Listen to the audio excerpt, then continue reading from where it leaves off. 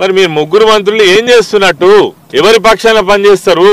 మీకు మీరు సంకల్ప గుద్దుకొని మేము బాగా చేస్తున్నాం అని చెప్తే సరిపోద్దా? చిత్తశుద్ధి ఉంటే, రైతుల పట్ల పట్టి ఉంటే పూర్వ కరీంనగర్ జిల్లాకు సంబంధించినటువంటి 80 కోట్ల రూపాయలు మా పేద రైతులకు రావాల్సినటువంటి ఈ డ్యూ ఏవైతే ఉందో వెంటనే ఈ కొనుగోలు ప్రారంభించే ముందే వాటిని రిలీజ్ చేయాలని కూడా ఈ ప్రభుత్వాన్ని మేము డిమాండ్ చేస్తా ఉన్నాము. ఇలా రైతుల పరిస్థితి రోజు రోజుకు అధ్వానంగా, మీరు చెప్పిన మాటలే మీకు గుర్తు చేస్తున్నాం. ఇలా బాకీ కార్డు వంచితే మీ మీద ఏదో పేరు మీద దెబ్బలు పడ్డట్టు ఫీల్ అవుతున్నారు ఒక్కొక్క మంత్రి, ఒక్కొక్క ఎమ్మెల్యే, మీ ప్రభుత్వం, మీ ముఖ్యమంత్రి. ఈ బాకీ నిజమే కదా, ఇప్పుడు నేను చెప్పిన బాకీ తప్ప? పెద్దరికాలకు పోయి ఓట్లు దండుకోవడానికి, అధికారం రావడానికి మరి ఆ రోజు మీరు రైతు భరోసాని దాని పేరు మార్చి 15,000 అంటే ఇక రేపో మాపో అయితే 2 ఏళ్ళు గడుస్తుంది కదా. ఇక మీ పుణ్యకాలం కూడా ఇంకో 2.5 ఏళ్ళు అయితే ముగుస్తుంది.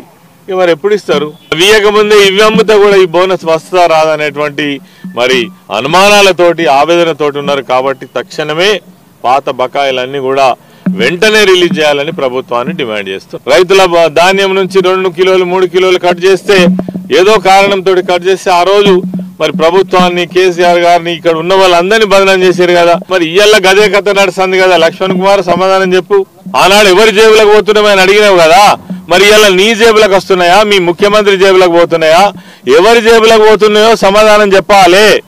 ఈసారి నేను డిమాండ్ చేస్తున్నా, ఏ సెంటర్ దగ్గర కూడా 1 కిలో కూడా కట్ చేసినా ఖచ్చితంగా రైతులతోటి ఉద్యమం చేయక తప్పదని కూడా చెప్తా ఉన్నాం. ఈ కటింగ్ వ్యతిరేకంగా నిరసన కార్యక్రమాలు జరగాలి. దానికి బీఆర్ఎస్ పార్టీ మీకు ఎప్పటికీ అండదండగా ఉంటుందని కూడా మేము తెలియజేస్తాం.